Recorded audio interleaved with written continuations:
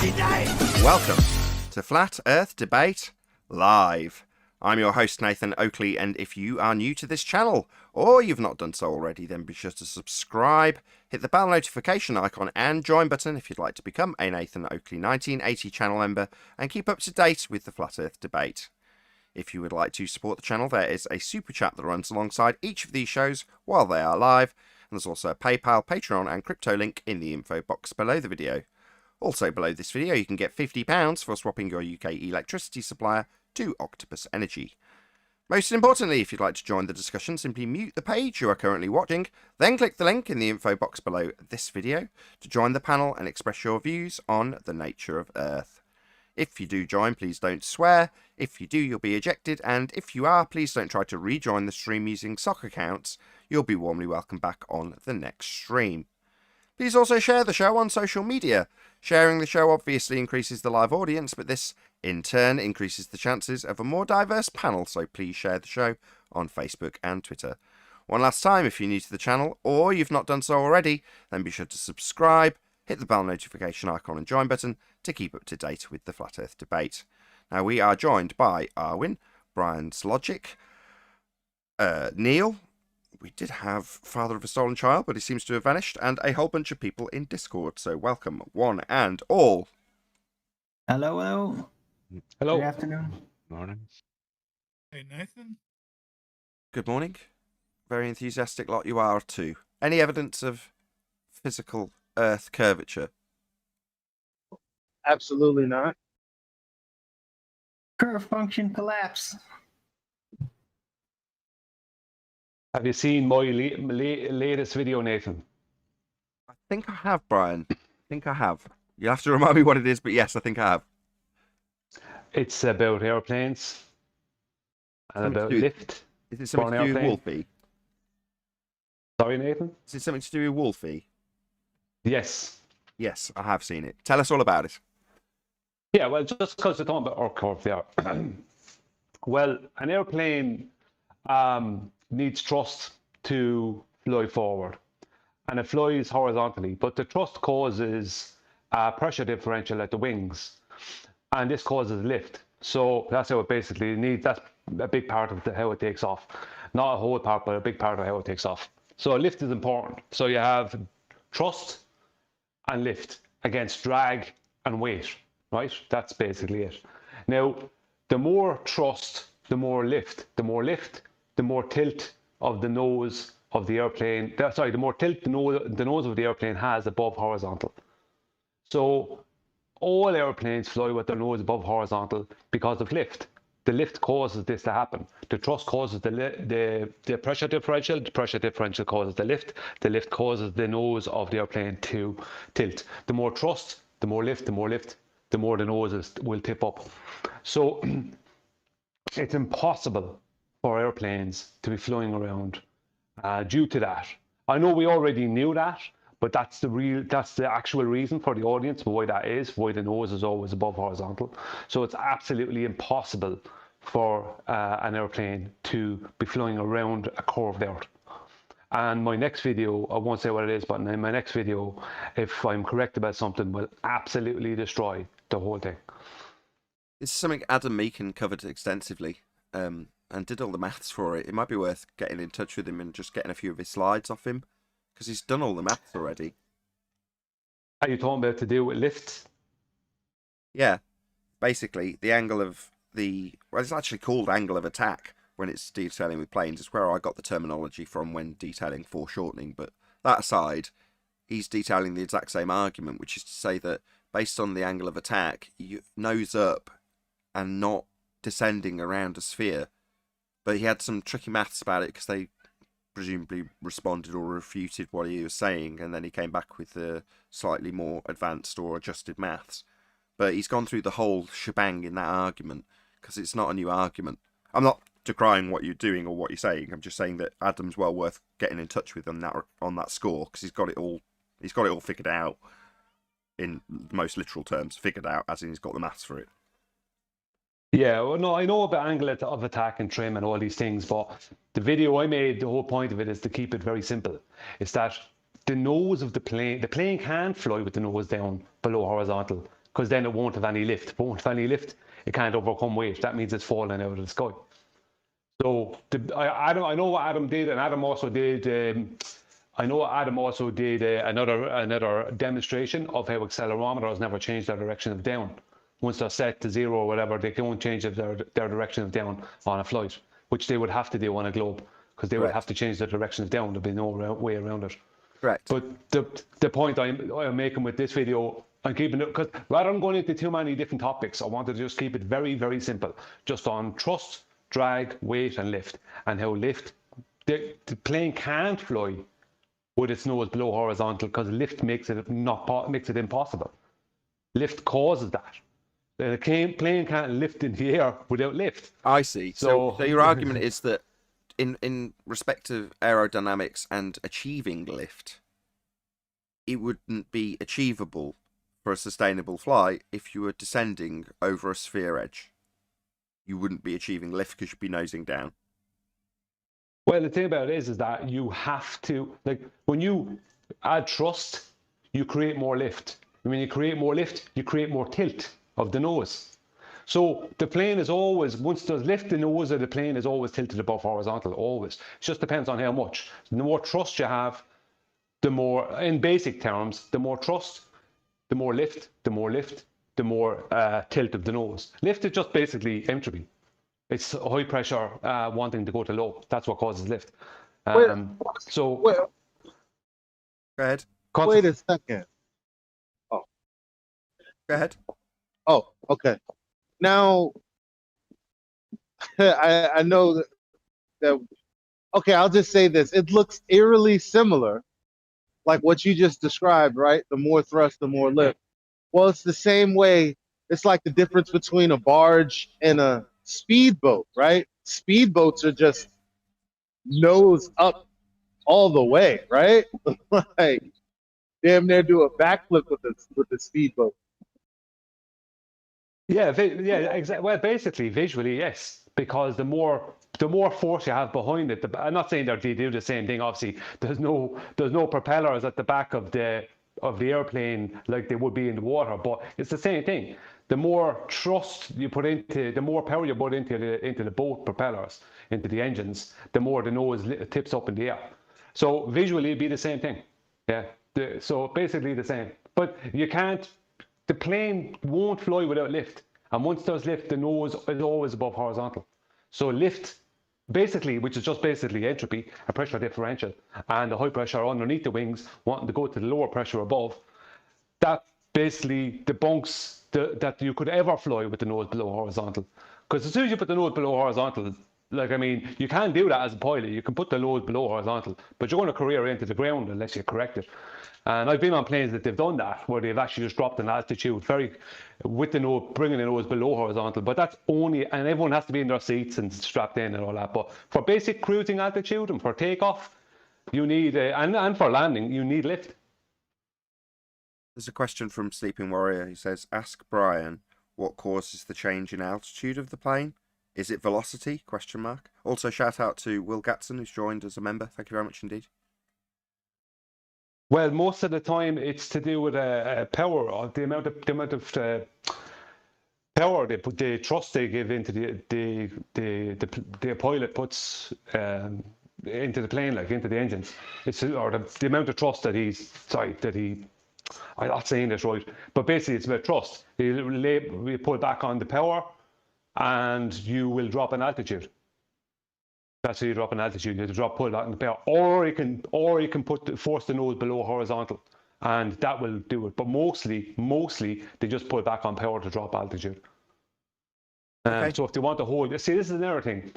The globe Earth argument, and this is why I brought it up in the Earth curve part. The globe Earth argument is that the airplane follows an altitude, right? That's the globe Earth argument.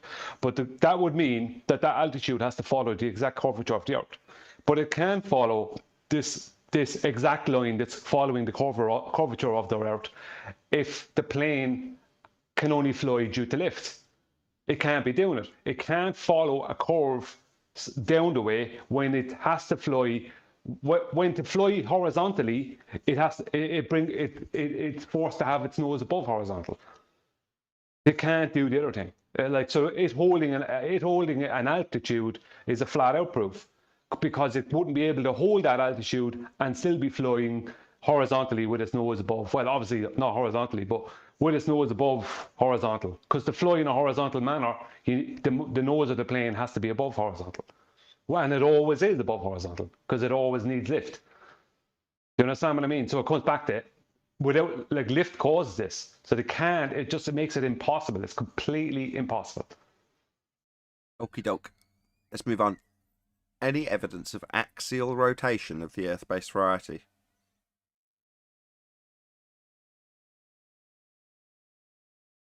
No.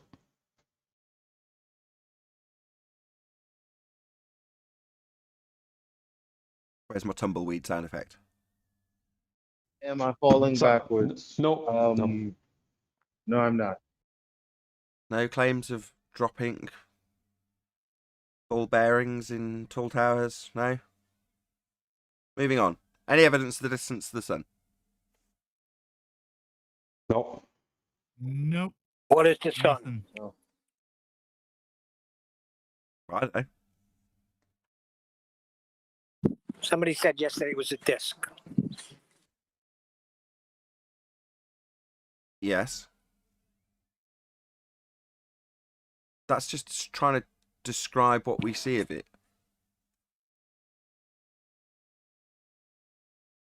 Any evidence of the distance to the sun? If not, we'll move on. Nope. Any scientific evidence of gravity?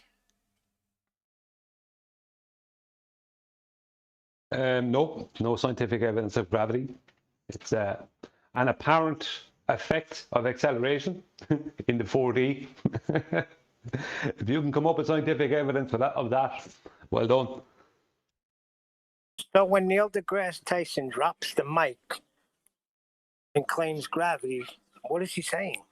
Yeah, nothing. That the A Earth clown is- sorry. stood next to him with a load of helium balloons. Let's go at the same time, and he looks very stupid, doesn't he? Neil deGrasse Tyson looking more stupid than the clown.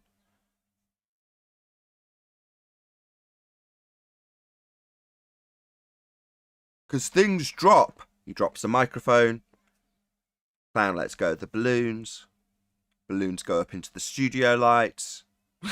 Lots of banging as it hits the roof. Moving on. Any single viable hypothesis? Well, just Go before on. you do, Go on.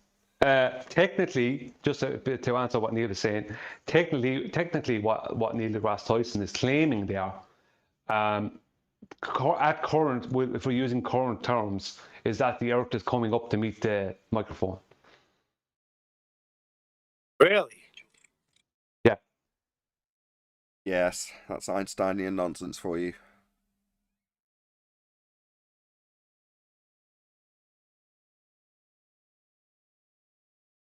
Anything more on that exasperated, really? Yes, really. Well, if the Earth is Can you coming go up into detail? to meet the Can you go into detail about how that's described? Like, can you tie this to Einstein? Are you talking to Nathan or me or Neil or? Either. Hold on, Adam. It doesn't matter. Brian. Whoever. Before you go, I had the question. If I'm dropping something and I'm in New York and the Earth is coming up to me and somebody in Australia is dropping something, then how is that happening? No, you only calculate it for the one position at the time. This is mathematical. This isn't something that occurs in reality, Neil, but you calculate it from your position in Australia with the Earth. What's going on, Neil? With the Earth coming up to meet the microphone in Australia. And then if you calculate it in New York, you just calculate it for the Earth coming up to meet the microphone in New York. It's only done from one specific position at a time. It's a bunch of bull then. Can't calculate something to happen and say, well, the calculation makes it work. That's retarded.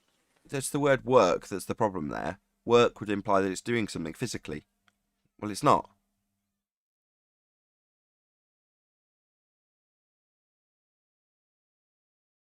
Calculable in mathematical terms. Yes. Yes, you can calculate it. Brian described it very concisely. But that doesn't mean it's doing any work. There's no work being done calculating something in pseudo-4 space and describing it as the Earth meeting the apple, or the mic in this case. Yeah, the apparent effect is you seeing something that you think is gravity, but it's actually only an effect. It's only an apparent effect of acceleration In pseudo-4 space. Yes, in 4D.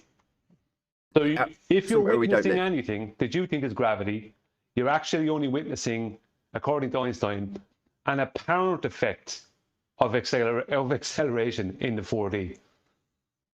Where we don't live or reside. No.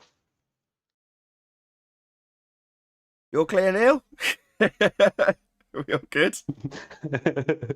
That would be even more reason for me to believe that it would never affect gases. Doesn't affect anything. What do you mean? Wouldn't affect gases. It doesn't affect anything. It's pseudo-4 space. Pseudo. Agreed. But even if I gave it to them, I wouldn't imagine it affecting gases. No. You can have both, as quantum eraser would say. Newtonian and Einsteinian gravity. Neither's going to ever affect entropy. Exactly. Right. So if the sky was a vacuum, the gas we breathe would fill the space. Is there any evidence that you can have gas pressure without a container? I have several people arguing with me at present that a pressure differential where high is going to low is not part of the entropy description. Basically, pressure going to low is not. That's a specific example of entropy increase. That you've just described an entropy increase. That's what you've just described.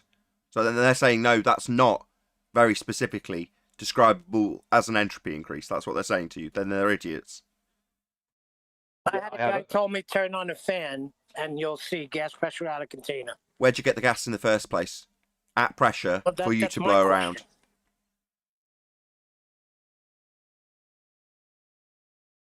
Starting with existing gas pressure and then making it blow around in this case isn't an answer to the question, how can you have gas pressure without a container?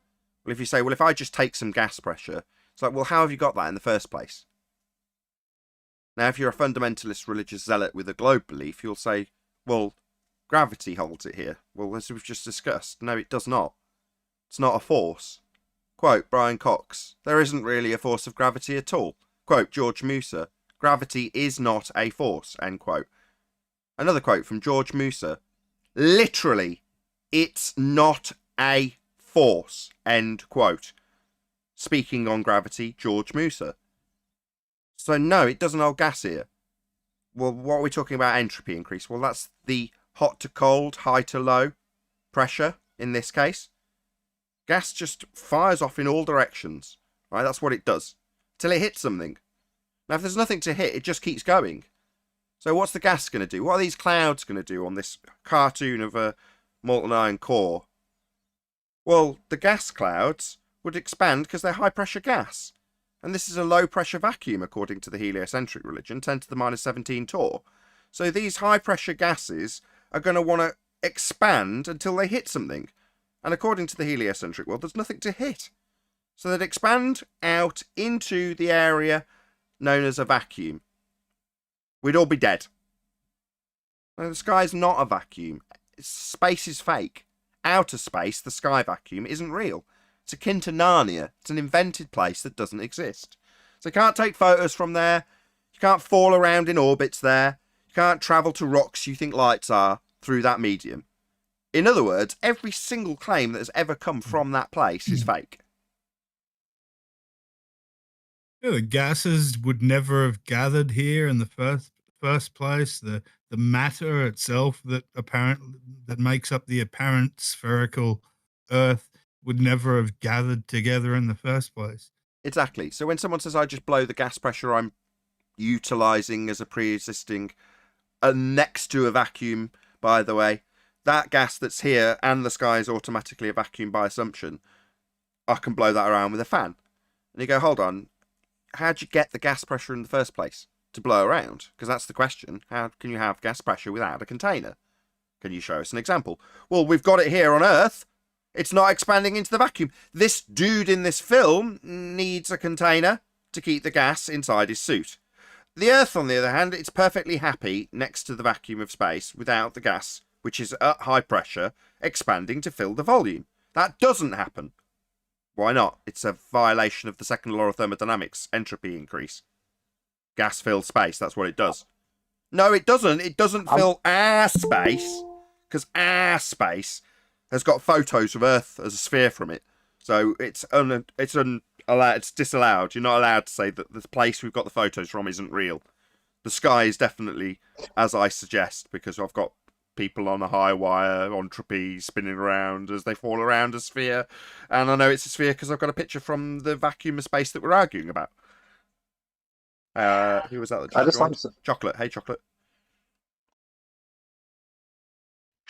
Good morning, everybody. Oh, that was beautiful. Good morning. Wasn't me. Chocolate, you got And then we kids? always hear that gas particles have weight. That's the next thing that they go to. Gas go down, go boom, boom. Yeah, by saying weight, they're invoking Well, gravity. I think That's what they're doing. When they say weight, they are invoking gravity. Back to dropping a microphone, right? Well, my counter to that is the helium balloon, right? What does gas do? Well, it expands in all directions. It does not go down, go boom, boom. So if you take an example of the water cycle, the gas is starting at ground level, making its way up, condensing, and then falling back as a liquid. But the gas is going up. It doesn't come back down, go boom, boom, to force other gases like helium up. No, that's not what gases do. They just expand in all directions to fill the availability of volume they have to fill. It's the V in standard gas law, the volume. So you need a volume to calculate how much pressure you're going to have. Could I just say that? and then you Sorry, Chocolate, you go first. I was just going to ask, how do you weigh a gas again? You need a container. If you're going to qualify it in that term, you need to stick it in a solid container. but I think the problem is I think it's a little bit of a red herring, because while in this existence we have an up, which is the sky, and a down, which is the ground, relative to us as human beings. But on a sphere, there is no up and down. So if you just take that example to, say, the sun or to Jupiter, how would the gas that's made up of be falling down? It wouldn't. Those gas giants, the sun, for example, are also second law of thermodynamics violations. According to them, gas was attracted by way of gravitational accretion to the point of spontaneous fusion. I think that's correct. And then that's the birth of the sun. So gravitational accretion would be gases making their way towards each other and coalescing in a fake place called space. Well, that's a direct. That's a violation that's a violation of entropy law. Nathan, I just Could I thought of just say- something. I know this. I mean, I'm a little bit behind. I mean, I guess I thought of it, but I just thought of it. They say the gas is contained right around the so-called Earth, as they describe it. But anytime they always demonstrate it, they always bring containers in and then put it in another container, right? Would you agree with that typical assessment? Other than they don't say it's contained, they say Earth has no containment. Right. Well, but just think about what they do. Even at the differential pressure, you've got uncontained gas learning how to contain itself, right? But they always demonstrate an open system or whatever, or a containerless gas with a container brought in by a container. You understand? I mean, I think I know I'm making it too simple probably, but Yeah, what you're trying to say Earth, is, what you're saying is, if they're to say, no, you don't need a container, here's a fish tank, and I'm going to pour into the fish tank some sulfur hexafluoride, some very inert gas. So they do. They put a cardboard top on, they pump the gas from one container to the other container, from the cylinder to the fish tank. Then they remove the cardboard and go, ta-da! look, the gas stays in the fish tank. And then they float maybe a foil boat on the top of it or something to make it obvious that there's something in there. Gas. Right? The problem is, that in no way is in defiance of natural law. Because entropy increase will still occur because there's gaps between those gases. They are unbonded, even though it's a very inert man-made gas. So gas don't. gets between it and it still goes through the process of entropy increase as it fills the availability of volume and disperses. Dispersion is an entropy increase. Well, no, don't miss what I'm saying, Nathan. They got a contained gas that came in a cylinder. They put it into a contained thing of a fish tank. That's still a container. But the argument is that an uncontained gas can somehow learn to contain itself. You get Yeah, it? you put a fancy word like gravitational accretion on it, and everything is legit. Hold on. No, I don't see your point, Paul, because my response was going to be the same thing. So, no, I don't. Oh, okay.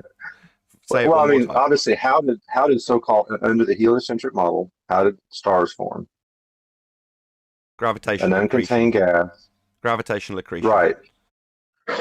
Well, but I mean, it's a contained gas, so somehow it started to stick together. This kinetic energy or kinetic-driven stuff, all of a sudden, I guess, cooled down to a point where it can contain itself. No. I Come see. on. This is why I say that the first law of thermodynamics is violated, because in their current paradigm, in their story of the Big Bang, everything is moving away from each other. So this gravitational accretion thing is an ad hoc explanation for the Earth being a first law of thermodynamic violation, and everything else that has gravitationally accreted or secreted or whatever to itself. All of this is a violation of all of the law. Yeah, Yeah, because it is- nothing well, should it's not ad ever hoc, bump though. into anything else. Well, no. What you're describing, so you've got the ever-expanding heliocentric universe, right, derived from the Big Bang, and then the uneven distribution of mass causes space-time to bend. And that bending is what leads to what they call gravity. That's the bending of space-time bit. The gravitational accretion bit. So it's the uneven distribution of mass causing the bending of space-time, and that's the current Einsteinian gravity, leading you on to the gravitational accretion description within the bending No. space-time concept. But how did it ever become that uneven? doesn't- Uneven? We're talking about a fake... We're talking about Narnia! You're going to ask me how the gas lamp burns forever, or how they managed to become children when they went back through the wardrobe? We're talking about Narnia! Well, No. Exactly. well, I think it is argument. This- I found another. I Yeah. just discovered something else. Wait. Well, Just- before you talk about something else, if I could just put a pin on the last point. Well, it was already the mass it was, quote unquote. It was already the matter it was before it expanded. So it already had this gravitational potential in the first place. No, this So why it ever expanded is the question. Like it's, No, but again, there's it's a Narnia, problem. So okay, sorry. Go ahead. I'm feeding Hold back on, on someone. hold I'm feeding back on someone. Here's the thing. Remember, this is the rhetoric. It has to cool down to attract, right?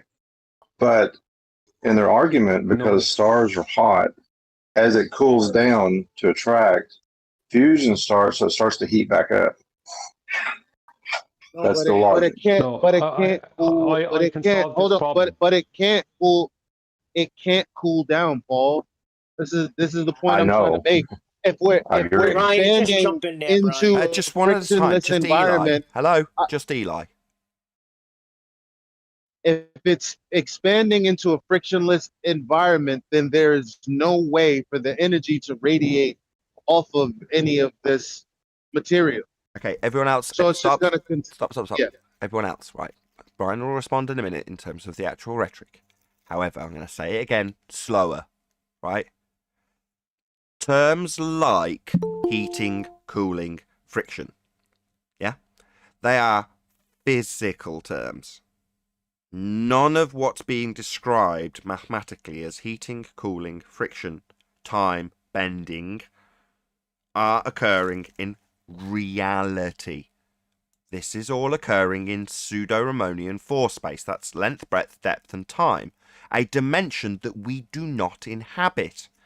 So arguing about how pseudo-force space describes the heating and cooling process in gravitational accretion when the uneven distribution of mass has caused time to bend. Try to bear in mind that you're arguing about whether or not Edmund would actually return to his childlike state when he went through the wardrobe. That is the comparison, just so we're clear. Brian, go ahead. Hey, Adam, by the way. Thank you, Nathan. Yeah, I'm feeding back on someone. Like, hang on. What I've been trying to say for the past 7 or 8 minutes is there's a people, it still happens here. Gravity is a force with a claimed cause of weight. Gravity as an effect is not a claimed cause of weight. There is no attraction. There is no claimed cause of weight. There is only an apparent effect of acceleration being confused with something else in the fourth dimension. That is fourth dimension. There is no cause of weight. So when ballers say,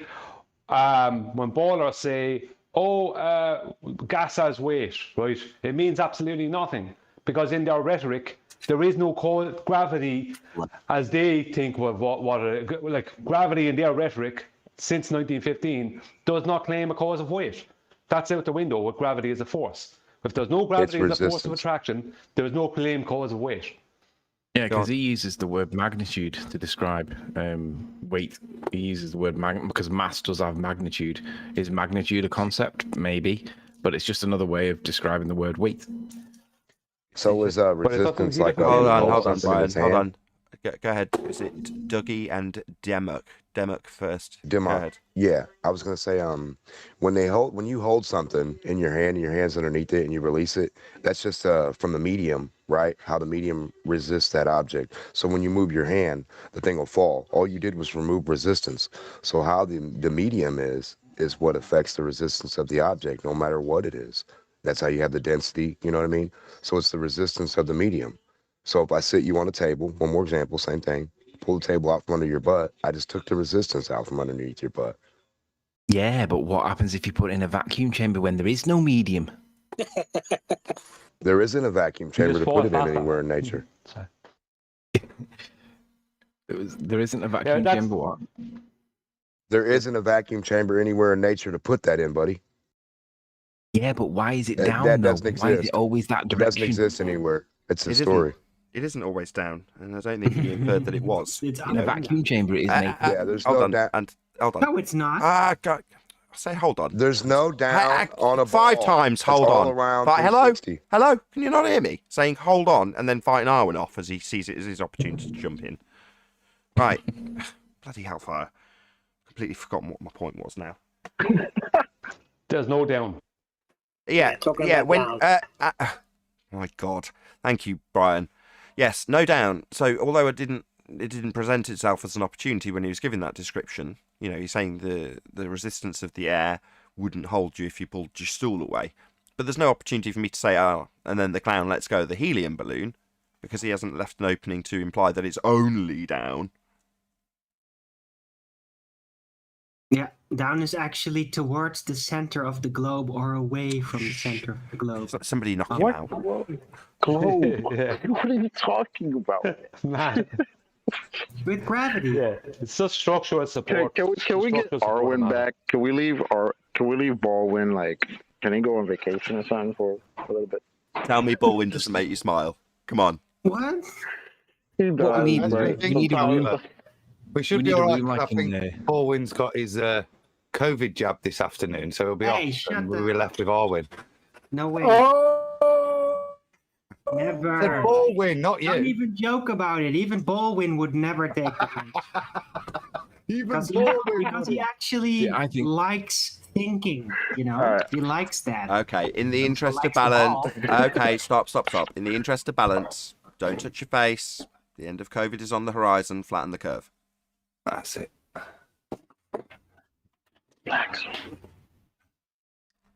Still got a couple of housekeeping questions if anybody's Housekeeping? interested. Maybe not. Any evidence of a self-perpetuating molten iron core? Well, Please. yes. Yes. No. Most Yeah. absurd question gets a yes today. Okay. Well, obviously that comes with a disclaimer. If you just bear with me, I was reading a little article earlier on that I caught hold of with regards to the molten iron core. Always disappears, doesn't it? There we go. Sorry, the citation is story in a rag. Live science. Earth has a hidden layer and no one knows exactly what it is. New research finds that there may be a hidden layer inside the Earth's solid inner core, an inner core, if you will. The precise nature of this layer is mysterious, but it could have something to do with the changes in the structure of the iron under extreme temperature and pressure. So it could also be made of cotton candy. Well, yeah, but they've added haven't they? Instead of it just being an iron core, it's now more gobstoppery. It's an iron with even a different type of iron core. Right, but they had to put a solid iron thing in there again, otherwise the whole magnetism story wouldn't make any damn sense. So they just corrected it. Is it a gold core? We need to go over to keep us up to date on this. It can be gold if you want it to be. I liked was Stevenson from Live Science says, it's not just a solid ball of iron. Which again, it's one of those disclaimers, isn't it? That's honest. I like that one. Just tell everybody, it's gold, and you'll get everybody interested in the core. I've just got to say it. P waves, S waves. Just got to say it. There's still a long way to go for P waves and S waves because all the predictions were wrong. So. Oh my! I've got more detail if you want it, boys. Earth core comes in two parts. More from the rag. Liquid outer core starts at 1,800 miles from the surface of the Earth and is made of liquid metals at temperatures of 4,000 to 9,000 degrees Fahrenheit. And at about 3,200 below the surface, the core transitions to a solid iron and a bit of nickel. There you go. Proven by... How did they calculate this? Sorry, proven by what? Proven and supported by nothing, Nathan. Other than an article in Live Science, by the looks of it. But as you were reading that, I had the theme to Star Wars in my head. Like, that's what I hear whenever I hear this nonsense. I just. So, to those of you watching this live, hold on 1 second. Those of you watching this live, tonight on the second channel, there's an extended Uncut and After show. And part of the discussion was a guy that had got a belief in nuclear fusion in terms of weaponry. Not that this is at all on topic. I just heard someone making a claim in something that I hadn't seen proven to my satisfaction and just asked the guy to prove it. Now, the standard he provided was the same as Adam's standard right now. Just by coincidence. Just a rag detailing something. Won't even give it the title standard. Almost like hearsay, isn't it? It's just a made-up story. With a load of non-sequiturs linked to it in that instance. I like Kent Hovind's explanation better for the molten iron core. Because he really believes it. Because he doesn't know. He doesn't even know that. Absolutely destroys evolution. Yeah, absolutely destroys evolution, but then believes in the molten iron core. Yeah, he's all about God and creation and even the ontological primitives. Like he's looked through a lot. He just couldn't let go of that ball, though. I can't make up my mind about Kent Hovind. Either he's just in it for the money and it's a bit culty with his recluse and his followers. I think that's probably the most likely. He's being used now after his prison. Say again? He's being used now after they gave him that little prison sentence. Now he just does what they tell him, or else they'll put his ass back. Well, from that point of view, yeah, I think there's a definite disconnect, and Arwen just highlighted it beautifully. I won't repeat it. But yeah, well, no, I will repeat it. If you've got a storyline that leads to the molten iron core that's an evolutionary storyline descended from the Big Bang, it's so far removed from Kent Hovind's shtick that you think, well, wouldn't that cause a bit of cognitive pain? Well, yeah, it probably does. You can have direct comparisons with him and Jabba the Hutt guy. What's his name? Ken Wheeler. All the science that he preaches, and he doesn't realize about gas pressure and all that. So it's like, I think what they're doing is they're sticking to their topic of choice, which, you know, Kent Hovind like focuses on creation over evolution, right? But he won't go beyond that because it'll discredit all of his previous work if he does. So I think they've all got that commonality in them, that they stick to the topic they know and don't go off it at the risk of sounding conspiratorial and writing off their own work. But also, it's not That makes like, sense too. on a superficial level, like going against the globe is not patriotic in an American sense, right? Yeah, but So he's probably also doing it because of that. It just is, right?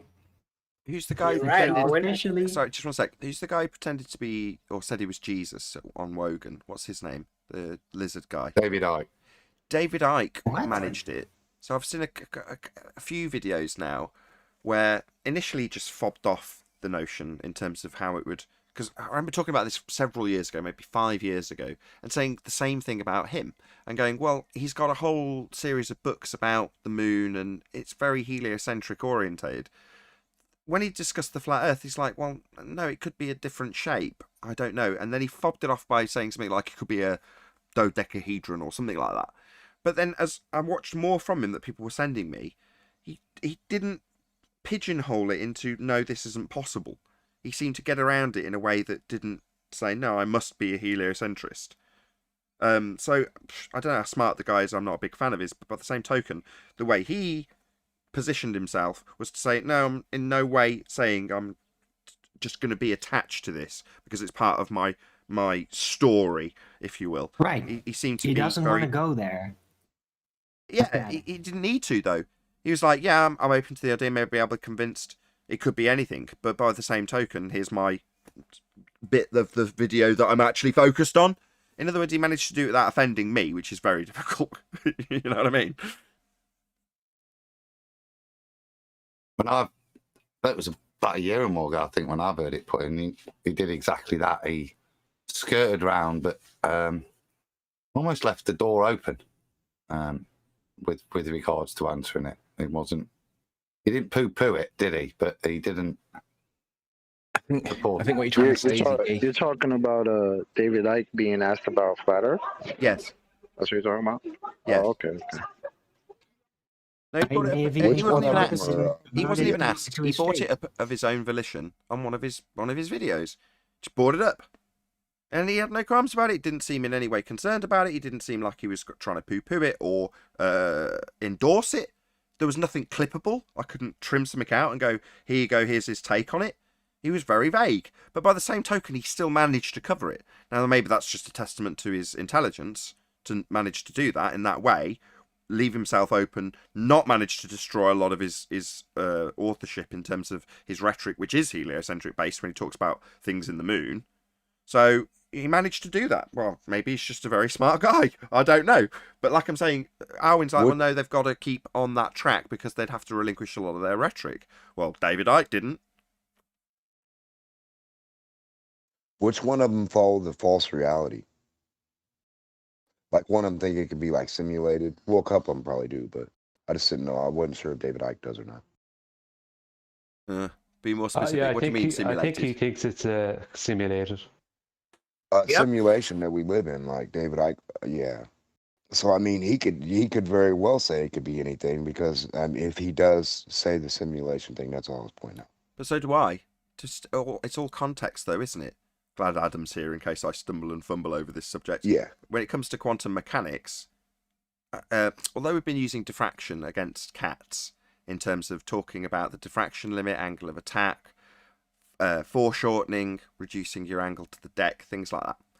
Diffraction itself, if you look at the studies of diffraction, and with a different hat on, so you're looking at the probability distribution of that light. What does that actually mean?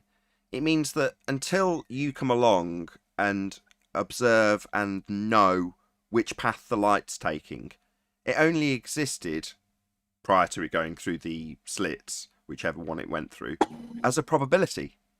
it wasn't actualized until a Noah got involved. Well, when you expand that out, the logical inference of that is that what exists beyond the known exists only as probability until somebody knows it. That is akin to the outside realms of our world. I'm shifting in my seat as I say this. Is not rendered. That's the only term I can use. I'm going to say no more. I'm hoping Adam's going to save my skin here. Well, it also goes through the medium. So give Nathan. me a second. You know when they keep saying, well, sorry, go ahead, Adam. No, somebody else go. Give me literally a second. I got a message yesterday. I'll take over. Right? Oh, go ahead. Oh, there's a guy in Discord, Owen. Hold on, Owen. Whoever it was in Discord that was trying to get a word in, I'll cut you off. Go ahead. Demar. Go ahead. Demar. I was saying the light. You know how we keep talking about just the light only?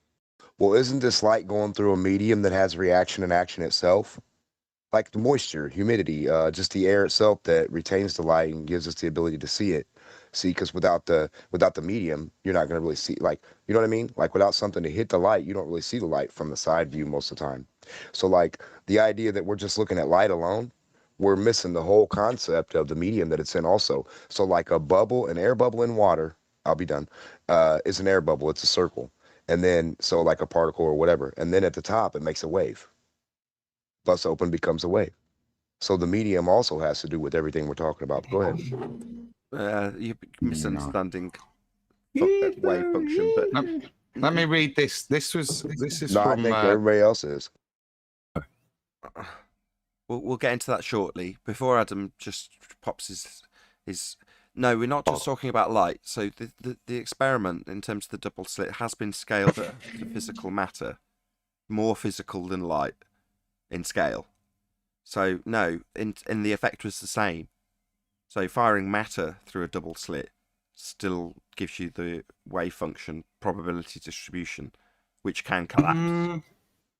To a limited Have they done extent, it through water? Hold on. There's a maximum amount of wave this is a pattern side that can come out of it. Go ahead, Adam.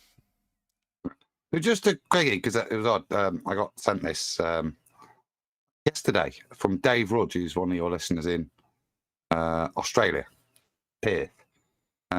So just read the first bit because he's asking the exact same question. Correct me if I am wrong, but is it possible that light exists only as a probability and only becomes quantified when the path is known?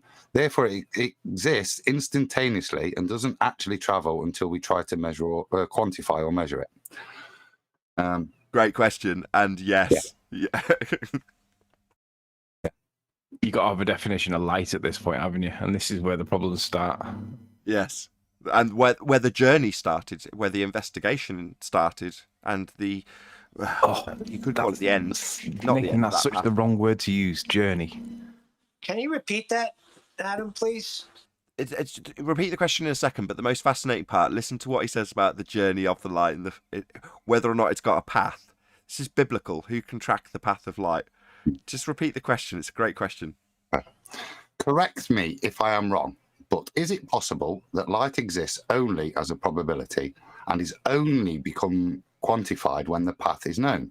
Therefore, it exists instantaneously and doesn't actually travel until we try to quantify or measure it. Doesn't have a journey, right? I've said that in a few shows. That makes sense to me. I've thought of that before. Like it's not traveling from the flashlight to the wall, just turn it on and it's there. Yes. Is Elijah in here at the minute? He's not, is he? I hope he's listening to this. Yeah, this is literally the conversation I had with him. Yes, I am. Yes, I am. My answer was, who knows? But I don't think any of the data contradicts your reasoning there. Yeah, exactly, yes. Right, just a quick shout out before Anthony and Eli go back and forth. Off topic, I know, but some believe that David Icke and Richard Branson are the same person. Is that so, Bobby Zines? Yeah, some people believe that Barack Obama is Will Smith. Oh my God. It does sound a bit Pete Shade, doesn't it? Moving on. Thank you for the super chat, though. Really, really appreciate your support. Eli, are you still there? Yes, but give me like 2 minutes. I'm in like this building. It's like sucks right Can I now. just say to that other point, That was to the that worst last excuse point, ever. Can you give me 2 minutes? I'm just in a building. Damn buildings and stuff. Damn buildings and roads and things. Yes, They I should totally do it in sympathise. water. You're in a building, you need 2 minutes. I get it. I have that a lot. Yeah, but Round How we got no haven't they Take all the actually time you need if measured you're in a building. light photons traveling from one point to another? No, they can't. I've just realised something. Sorry. Can I It get 2 always minutes depends also? on the I am medium. also in a building. I've heard that they've actually timed it, and they've actually, yeah. Anyway, If liquid slows light down, then how can they time it, and how can it be a constant? And if once it leaves the It liquid isn't, and it right. returns back to a less dense medium, how does it speed up? It Yeah, isn't. but It through- doesn't. All through of the these liquid, it notions are coming wasn't from a constant Einstein. speed. All of these, Brian, you there? Help me out. All of these notions are coming from Einstein in terms of how light's behaving. These are all mathematical reifications of Einstein. Exactly. So the terms you're using are Einsteinian. The speed of light. Brian's run away. Oh, I'm here. It's all someone. garbage. It's someone talking about the speed of light. Yeah. Brian, Speed of light is debunked with by the fact there is no geometric horizon. Do you want me Question, to Brian. give details? Come on. Water. It should be done in different gases. It should be done in nitrogen straight, hydrogen straight, just different things.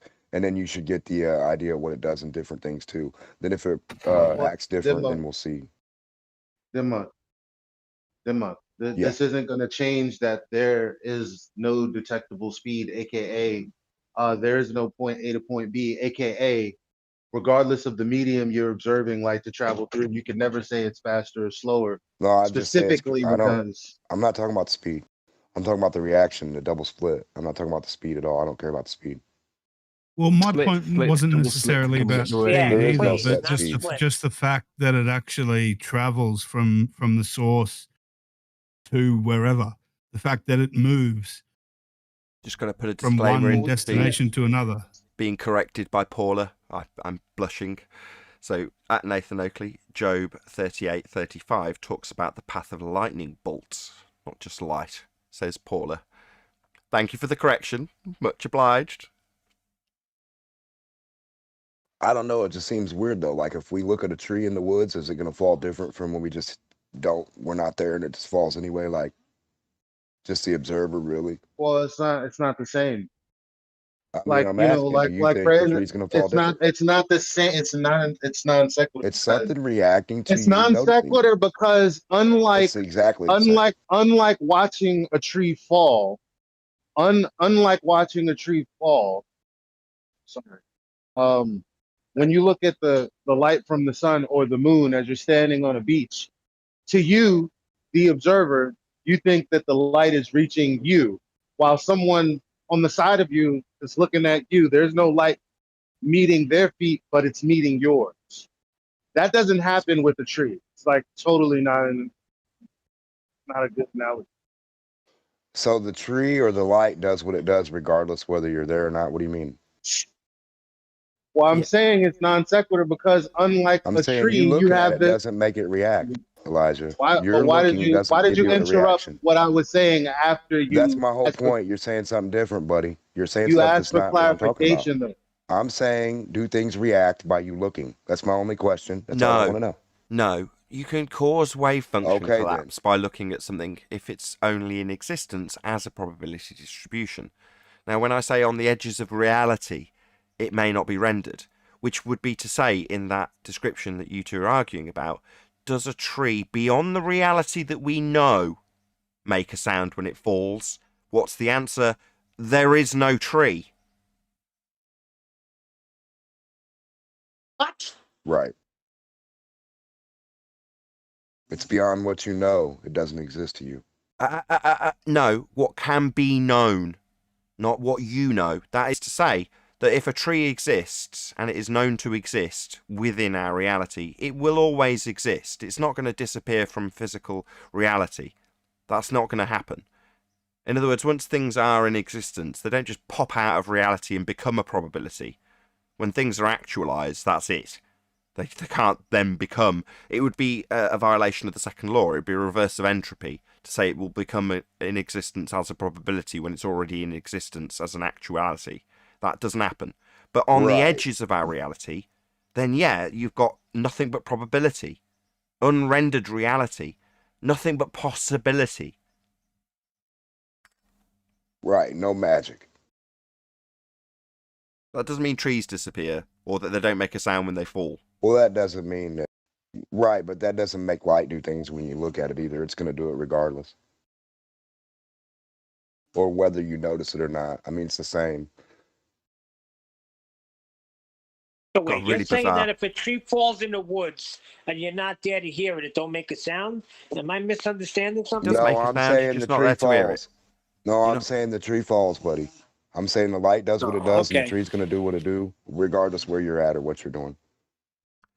Okay, just got to shout out Silent Zero, who's given me a super chat. If you have a stick from the Earth to the Sun, got a problem there straight away, Silent Zero. If you have a stick from the Earth to the Sun and someone pushes the stick, does it move at the same time on the Sun? What's the Sun? I don't know, Silent Zero. Thank you for the super chat. Anybody else want to field a question for Silent Zero in terms of pushing? That's No, coming back if to. he I put- think that's coming if he back put a to. stick- That's coming back to the speed of light. I've been listening to Brandon's here and there recently. They'll be talking a lot about the speed of light. I think that's what's coming back to. There is no speed of light. There's no one-way speed of light. Never mind the two-way speed of light. Well, if you can get a stick to go to the sun, Well- then we can measure the stick and know the distance. You don't need a stick to go to the sun, guys. If you had a stick big enough to just go along the ground and keep going straight and don't follow the curve of the earth, guess what it's going to do to the next observer? It's going to look just like a building going straight up in the fucking air. So I can walk on it and go straight off the earth and just walk on it because gravity's going to make me do that great on this imaginary ball, right? With this straw that's going straight off the top of the ball that I'm on top. And my buddy is on the right-hand side of the ball looking up. He would see the straw going up like a giant building into the sky. Why don't we see that anywhere? Are you on crack? Anyway, I mean, we're hold on. Anyway, Sleeping Warrior was addressing me like 10 minutes ago. Can we get into that? Sure. Got 2 minutes. Go. While Tony gets ready, I've got a quick question for you, Elijah. Well, I'm ready, but Let me quick. All I want to know is a shed a building? yes. I'm going to need a few minutes, what? guys. Just bear with me. I need 2 minutes. I'm in a building. It's only not a building if it's on wheels and it's a temporary structure, and I think they consider a shed to be permanent unless it's we not don't built on a need the concrete base. legal jumbo mumbo. God. So we were talking about, me and Elijah were talking about how they measured the speed of light. And I said to him, it's a problem because they don't measure the journey. They measure what the cause at the beginning and the effect at the end, and there's nothing in the middle to measure. So they measure the response time, but not the journey. That's the gist of what we were talking about. Gotcha. Did you want to reply, Eli, before I ask people to stay tuned? Well, yes. That all I can say is, yeah, that's what we were discussing. Yeah. Perfect. With that, I'll say if you are watching this on either Nathan Oakley 1980 or Nathan Oakley premiering streams, then stay tuned as there will be an after show to follow. Unfortunately, if you are watching this live, this is where we bid you farewell. So a huge, massive, enormous thank you to all of you. Smashed the super chat, liked, commented, shared, subscribed, hit the PayPal link, crypto, all that good stuff. I've been Nathan Oakley, and I'll see you all in the next video.